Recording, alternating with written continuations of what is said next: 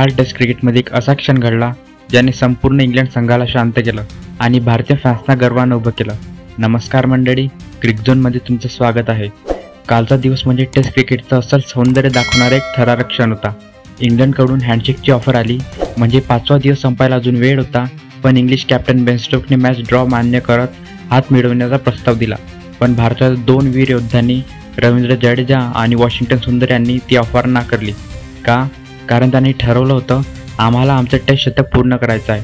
एका बाजूला match draw ठरलेली होती, पण दुसऱ्या बाजूला एक खेळाडूचं आयुष्यभराचं स्वप्न पूर्ण होण्याच्या उंबरठ्यावर होतं.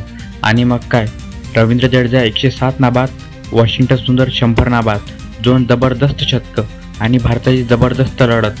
मॅच संपल्यानंतर इंग्लिश मीडियाने विचारलं, हँडशेक का नाकारला?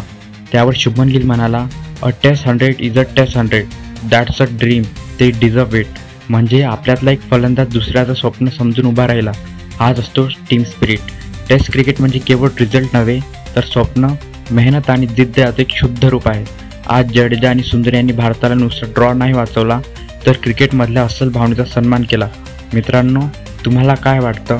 भारताने हँडशेक स्वीकारायला हवं होतं का? शतक करणं योग्य होतं? कमेंट करून तुमचं मत नक्की सांगा आणि अशाच आणखी क्रिकेट भावना सांगणाऱ्या व्हिडिओसाठी क्रिकझोन मराठीला सबस्क्राईब करा.